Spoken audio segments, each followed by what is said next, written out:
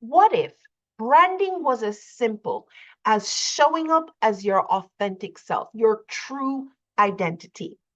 Now, I chose this particular image for today's show because I was hoping to kind of strike a little bit of controversy in your mind. It's a female hand that shows no wedding ring. And I'm saying she's pretending. And you are watching Influence Media, PSI TV, the Netflix of biz brands. A lot of times we think of the men as doing this. So they take their rings off so that they can enjoy an extramarital fling. But believe it or not, women do it too. I'm originally from Jamaica, and many married men have been known to find children in their families they thought were theirs that were not. And in Jamaica, we call that child a jacket. That's when the woman has an affair outside of the marriage and pretends as if that child belongs to the marriage. But we're not talking about the cheating spouse today. Where I wanted to go with this is by not wearing the wedding ring, you can pass off as, pretend to be. And maybe this is not deliberate, maybe it's a mistaken for.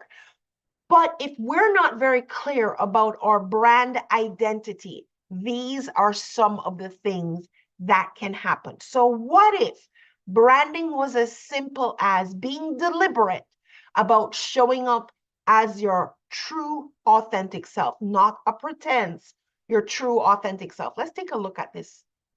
So we're going to be looking at a story and what the Bible says, what academic research says, all of which is content that I'm bringing to you week after week to elevate your brand authority, giving you increased discovery of you and your offer. Trudy Beerman here. I'm the host of PSI TV, Profitable Social Influence TV. Many of you may also know I'm a doctoral candidate at Liberty University, pursuing research and influential reach. This is a show we bring to you weekly. Thank you for joining live or later. So some of you may know this story. If not, go read it for yourself. I'm only going to be doing some highlights here, but we're looking at the story of Jacob and Esau. They are twins. And the Lord said to Rebekah, 2 nations are in your womb. Twins were in her womb. Now, twins very often look alike. But if you know anything about twins, they still want to maintain their identity, and they're very upset when a family member cannot tell them apart. And some of them may make the point of making the effort of dressing distinctly. Some want to look alike, that's fine, but we're talking about the fact that although these boys look alike and they are indeed twins, they represent 2 nations. They are very different. So sometimes your business looks so much like something else, it can be mistaken for it. We're calling for you to be very deliberate about creating a distinct brand. So you are distinctly different, and obviously so. Esau was a cunning hunter, a man of the field. Jacob was a plain man dwelling in the tents. What does the Bible have to teach us about business and marketing? I have to tell you so much. And if you watch my shows week after week, you're going to see that I'm doing exactly that. I am showing you that there are business and marketing lessons right in the Bible if you look for it. So let's go on. It says that Rebecca, here's Isaac talking about that he's going to now give out the blessing, and she tells her son that that Jacob is to go and deceive his father deliberately. Now, many of us have come across the lookalikes and knockoffs. We're not going to focus on that today. The point I'm making is your brand distinct enough to be that people can tell it apart? Or is there someone, do you look so much alike like something else that there's just no distinction between you, which means the other one is just a good alternative for you? Nobody has to do business with you because there's nothing special or distinct about you. But there was something special and distinct about these twins. And Rebecca knew that. So she told Jacob to go ahead and to get the goat, because she was going to use the hair of the goat to wrap over his hands, put on his brother's clothes, and she was going to make a stew that was representative of the kind of thing that Esau would have done, Esau the hunter. Now, Jacob is a little bit scared about attempting to deceive his father, but she says, don't worry about it. We have bigger fish to fry. We have bigger goals, okay? So we are talking about understanding brand identity, the importance of authenticity, the dangers of being inauthentic, building an authentic brand identity, and overall a brand authority that can only be built through that brand identity. So what exactly is brand identity?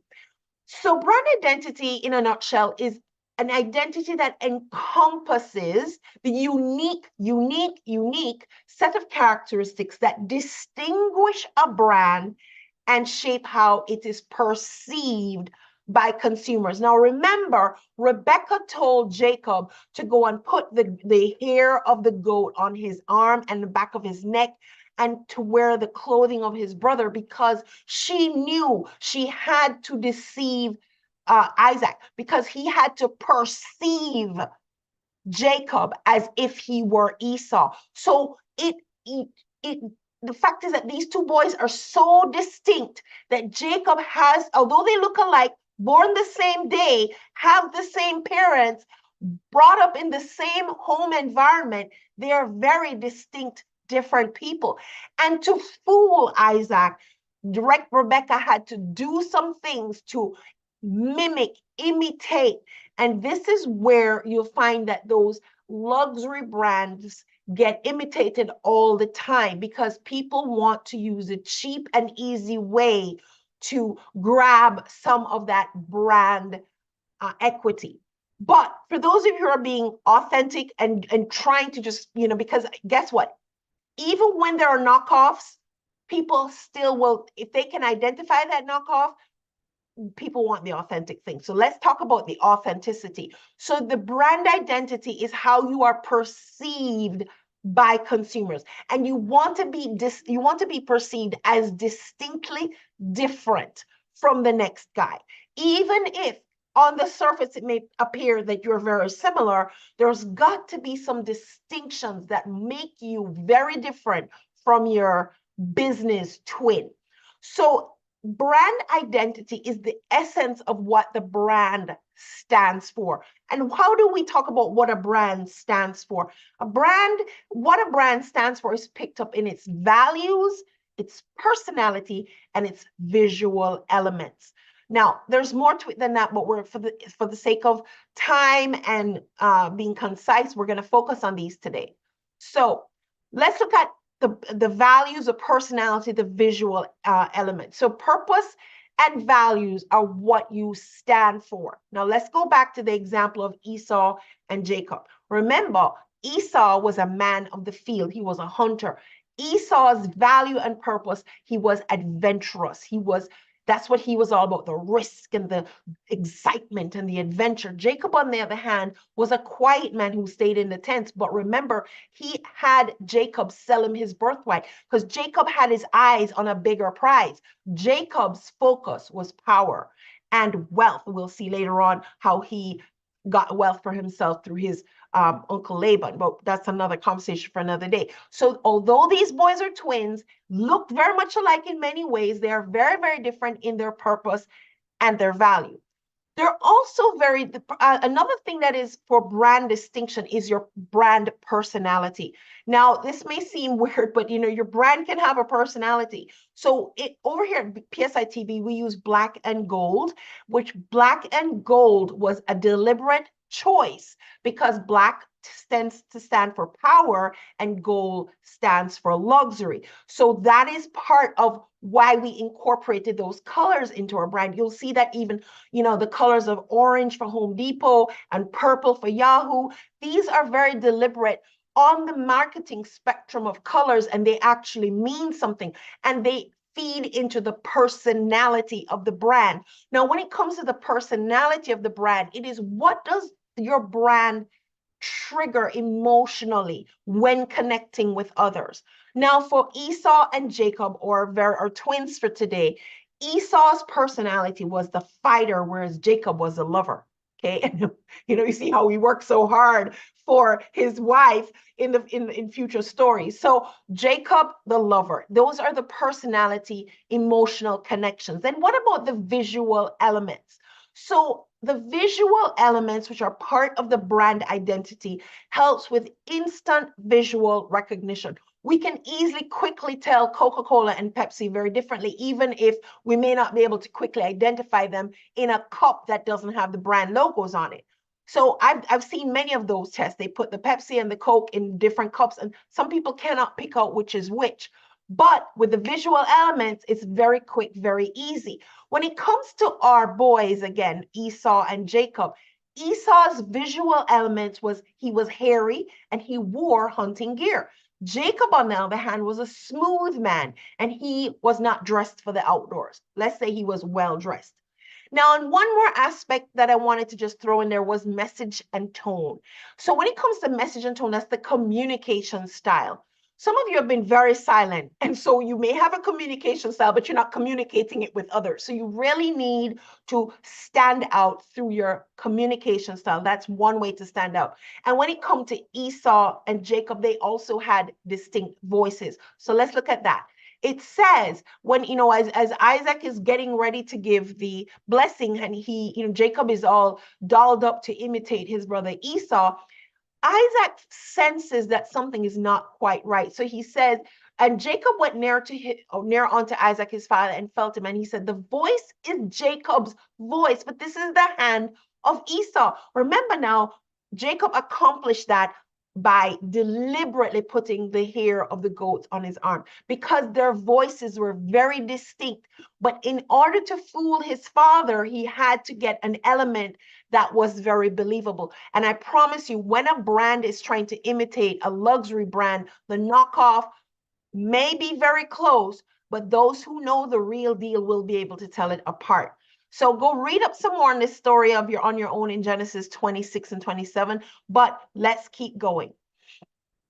So when it comes to building brand authority, authenticity in brand identity is essential to attract the right audience and establish meaningful connections. So let's go back to our woman who was not wearing her wedding ring.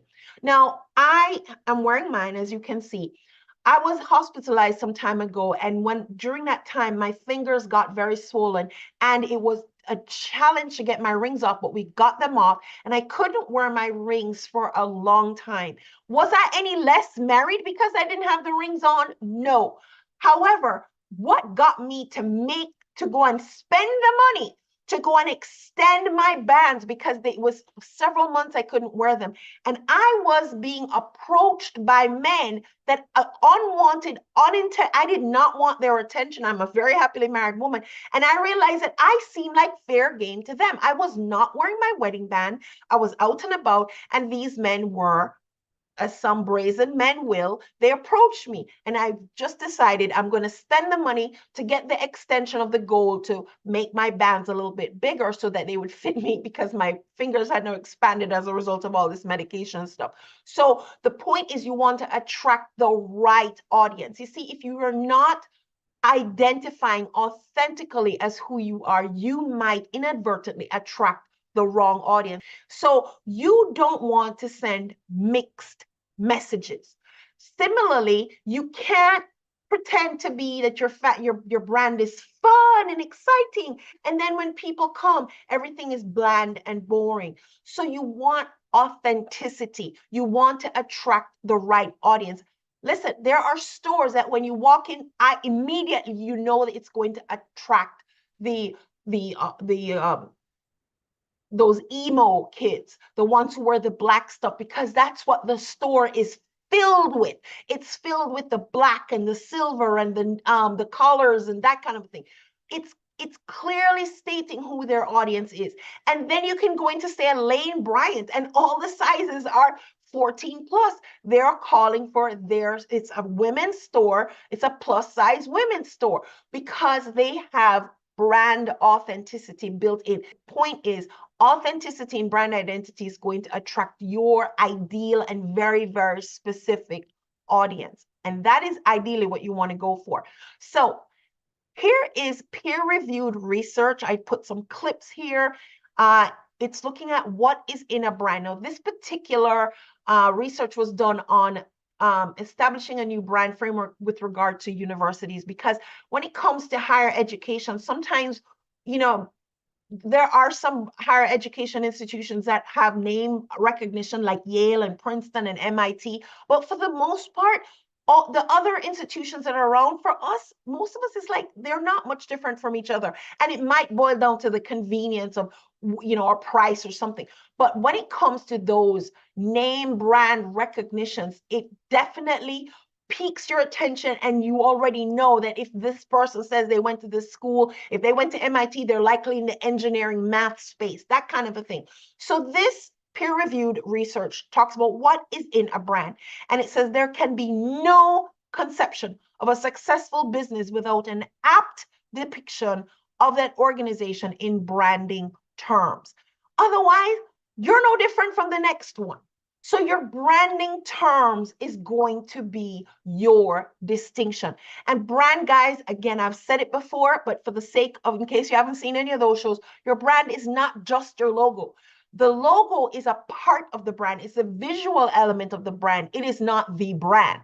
The logo is not the brand. The logo is an aspect, the visual aspect of the brand. Efficient branding gives a huge margin to one business over another in a plethora of ways. And this particular research uses the example of Blackbeard the pirate. Now, this is back in the day before branding was a thing. Blackbeard the pirate stumbled on branding probably by accident. And it said, you know, it goes on to talk about how Blackbeard created the skull and bones, and he had his flag with his logo of the skull and bones. It was in advance that people could tell he was coming, and it just delivered fear. So it had an emotional trigger. That's one of the things that branding does well. It's that emotional connection or the emotional trigger. And when it came to the cross and bones, the emotional trigger was fear. That's what Blackbeard was going for. He may not have been as big and as bad as as people thought he was, but he created that branding appearance of being big and bad. And the skull and bones depiction has become a symbol of danger and intimidation ever since. And the fact that they're studying Blackbeard's activity and how he got so well known that today we're still talking about him, and pirates today have copied the image of the skull and bone. It speaks to the idea of successful branding. Now, when it comes to you making yourself distinct from others, you have to realize that you're one of many unless you do something to distinguish yourself. So when it comes to life coaching, not regular coaching now, but when it comes to life coaching, the statistics say that there are more than almost 1.8 million life coaches in the United States. If you're one of them, how are you differentiating yourself? How are you developing that brand authority? What about if you're an author? Right now, there are usually about 50 million book titles on Amazon at any given time. How is your book going to stand out from these titles? This is part of the branding. You don't want to just be a lookalike, a one of a many, indistinguishable. Then people get confused and they may just overlook you because it's apples to apples, and they're not seeing you as being different, being unique, being preferred. But when you have successfully pointed out your brand identity, they may choose to hate you, but at least they know they hate you. So the point is, you want to be so distinct, so recognizable that people just know your name. Grant Cardone has been famous to say, they may love me, they may hate me, but they know my name. And that is so important. People recognize your brand. So what are you going to do about it? How is your business going to separate itself from just one of the many pack? You need to go from being unknown to discovered. You can do nothing and everything can remain the way it is, or you can take some active steps. One of which is to keep watching this channel and learning for free this content that I put out week after week that is geared to just elevate your brand and give you that brand authority and advantage. Trudy Beerman here. Super simple to find. Trust me, do these things, guys. You will become the one others want to hear from. The first name that comes to mind for the thing that you do, the obvious choice from the pack. Go from being unknown to discovered. Super simple to find, and I do look forward to connecting